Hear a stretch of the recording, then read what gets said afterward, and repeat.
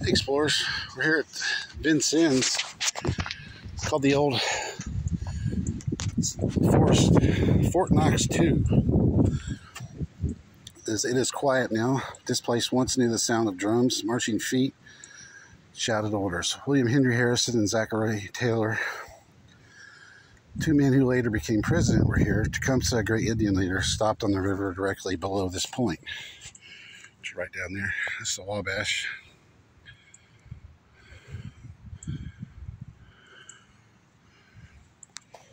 Three military posts in the Vincennes area were called Fort Knox and protected the frontier region.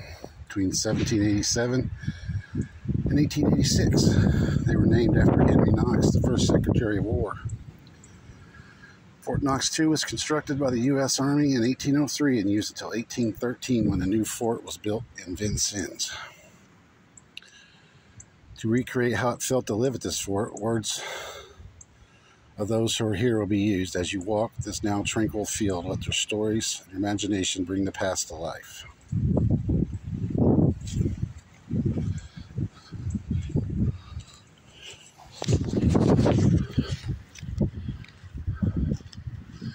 I don't know if these were most likely not the original wood, but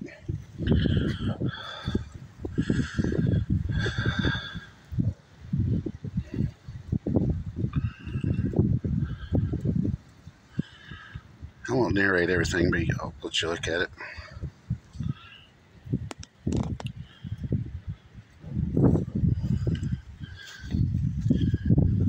Probably would have, if it had been a high ground, it would have been a good place.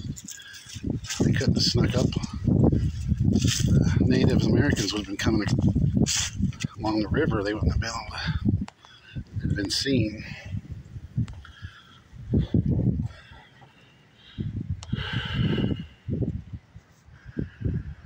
Tract of 85 acres on the bank of the Wabash, 4 miles above Vincennes. A most elegant situation with some log houses on it. We're in 20 soldiers and a lieutenant are now meditating with full leisure on tactics as useful here as the fifth wheel to a wagon.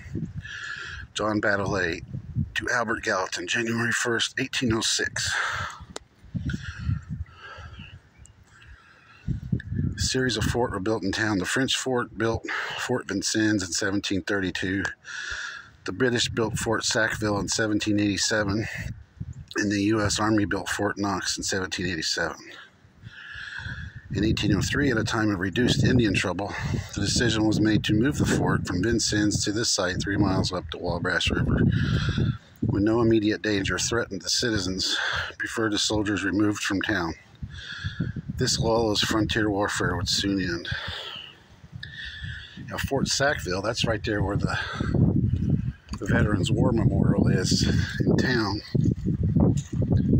Did a video a while back of that. It's pretty neat.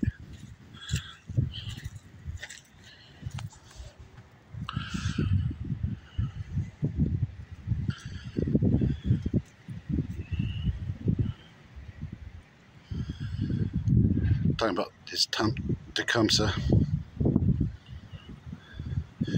Tecumseh and the Prophet had set up the village of Prophetstown on the Tippecanoe River where it flows into the upper Wabash. Prophetstown, that's a little further south down there by New Harmony.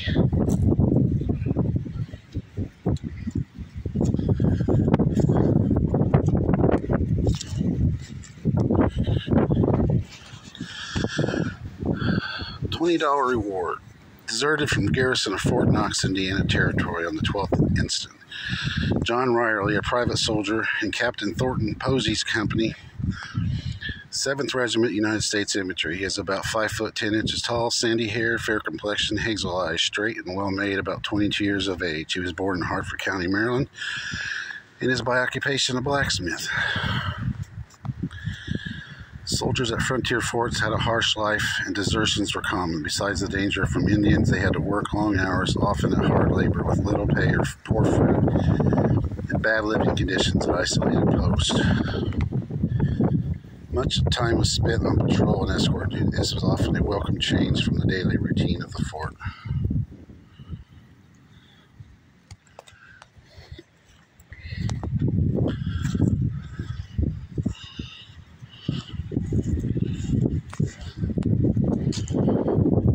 in the middle area, probably where they had the telephone pole. But I'm sure this is where the flag was, where they had to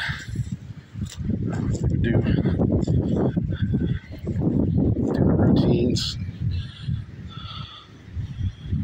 practice.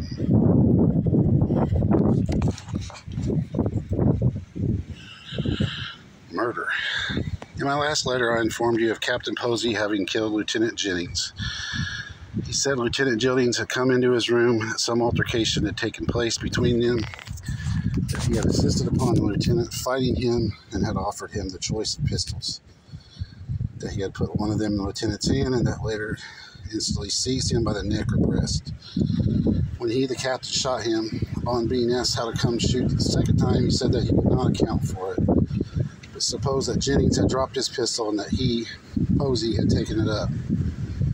Jennings received one ball in the right breast, which passed through his body, on the other behind the left shoulder, which ranged along his back and came out his right shoulder. His clothes, both behind and before, were burned with the powder.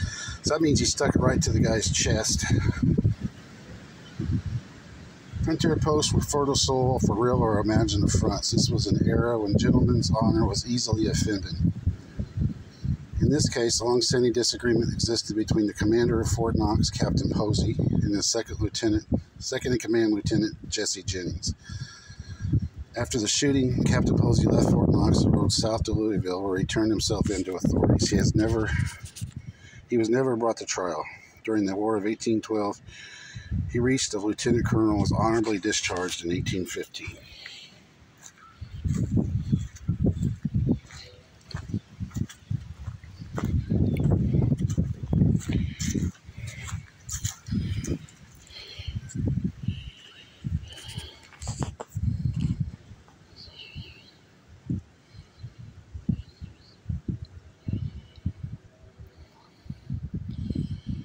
Near the spotlight of the remains of United States soldiers who served at Fort Knox between 1803 and 1813. Some of these men died of wounds received at the Battle of Tippecanoe, November 7th, 1811. After a painful journey back, the sight of the flag flying over Fort Knox meant solace and safety to the wounded men.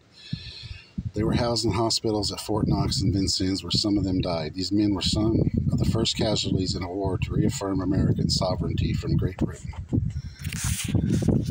List of individuals. James Welsh, private, died November 13th, 1806. Johnston D. Hale, private, August 13th, 1810. John Silvers, private, October 6th, 1810. Philemon Irwin, private, October 12th, 1810. Jesse Jennings, lieutenant, June 24th, 1811.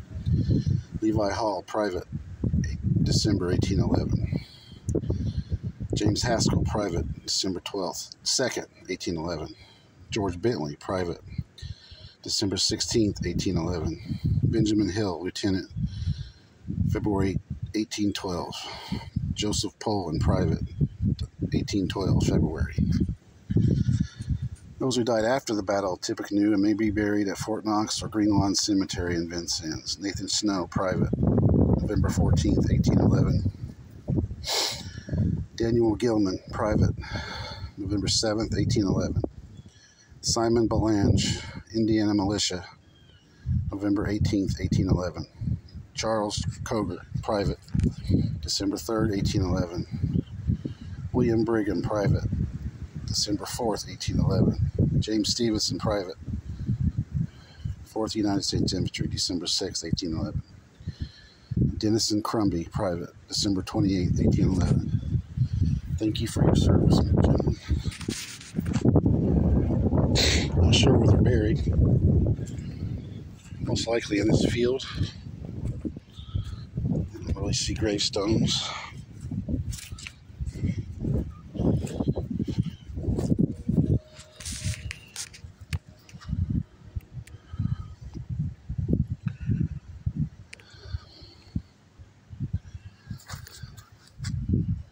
Zechariah Taylor first showed his ability as a leader in the War of 1812. After his assignment at Fort Knox, he placed command of the recently constructed Fort Harrison near Terre Haute. He conducted a skillful defense of the fort against a concerted Indian attack September 1812. After the war, Taylor served in a number of frontier posts. His military career reached its peak as an outstanding general in the Mexican War. As a war hero, Taylor was elected president in 1848. If anybody knows what president he was, please comment below, if I can't remember.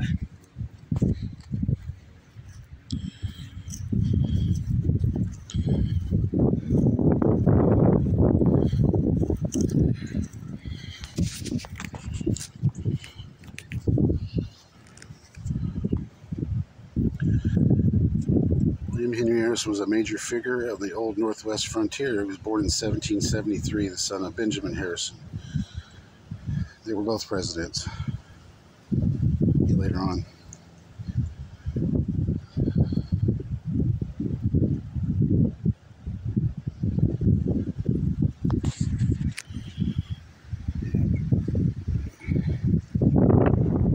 Benjamin Harrison was the only Indiana president.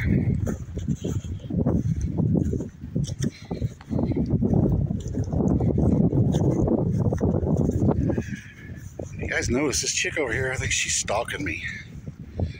Everywhere I go, I've seen her. I don't know what's going on with that. Army wife.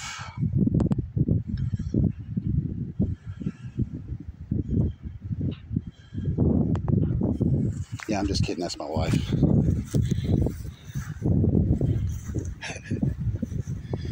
She's shaking her head at me because I said she was stalking me.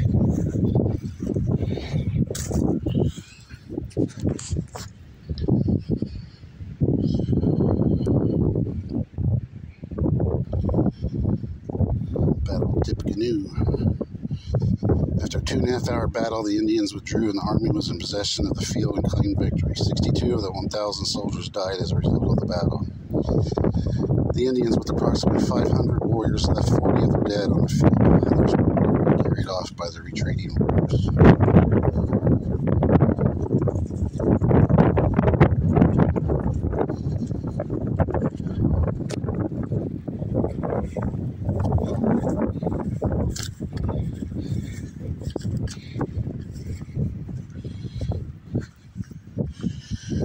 Mrs. Lydia Bacon, she was the wife of the Lieutenant Benjamin Hill. I said in that last one. Mrs. Lydia Bacon, November 3rd, 1811, Fort Knox, Lieutenant Benjamin Hill of the 4th Regiment U.S. Infantry, in the death of his gentleman. The government has sustained the loss of a good officer, the regiment, a valued member of it, and his family, a tender husband with kind father.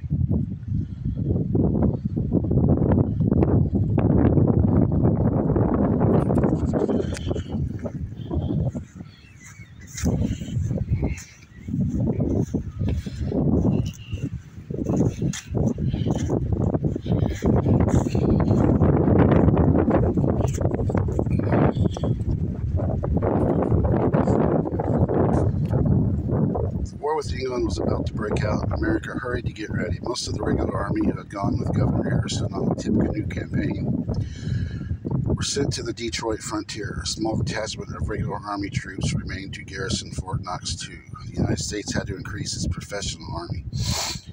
This notice appeared just before the dedication of war of June 18th, 1812. The offer of 150 acres of land was a powerful inducement to join up. Despite such recruiting efforts, militia and volunteer units continued to make up most of the American army.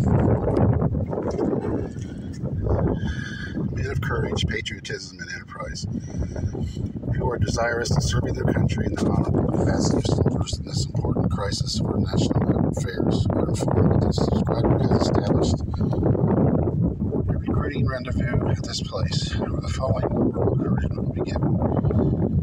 Every able-bodied man from the age of 18 to 45 years who shall be enlisted for the Army of the United States for the term of 5 years will be paid a bounty of $15, and whenever he shall have served the term for which he enlisted, 3 months' pay and 150 acres of land.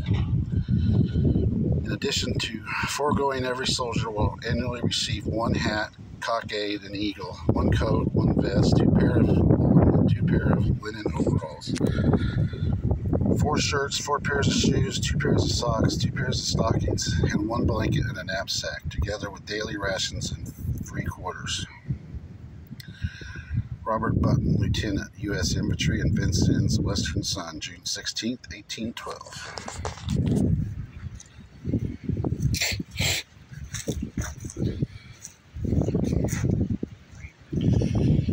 The end of Fort Knox 2. This is the last one, I promise. You are authorized to remove the garrison of Fort Knox to such place near the town as shall be deemed expedient. Secretary of War William Eustis to Acting Governor John Gibson, December 7, 1812. I have succeeded so far in removing Fort Knox to this place as to have a considerable part of the necessary timber brought down and the men quartered in town. Acting Governor Gibson at Vincennes to Secretary of War Eustis, March 13, 1813. Fort Knox once stood on this bank 2 miles above the town, but the site is now only discoverable by excavations, remnants of old chimneys, and hewn timber scattered over the ground. David Thomas, Travels Through the Western Country, July 6, 1816. Thus, Fort Knox 2 came to an end. Its timbers were floated downriver to construct Fort Knox 3 in downtown Vincennes, which is dismantled in 1817. The end of Fort Knox 2 marked the virtual end of the struggle between Indian and European cultures east of the Mississippi that had lasted for 2 full centuries. The site of Fort Knox 2 became farmland and a destination for picnic excursions by steamboat from Vincennes. Well, that was it. It's Fort Knox 2. I didn't even know there was a Fort Knox 2 until I've seen it on the map.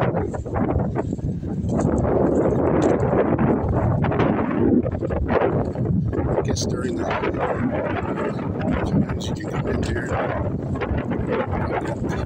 What's the stuff? There's a thing up there you can call, and it'll give you what I just read. It'll give you like an audio tour on the phone.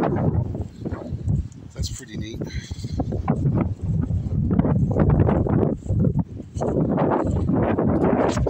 So I hope you guys liked it. It's pretty interesting. I like history. So if you've seen this video, you know the drill.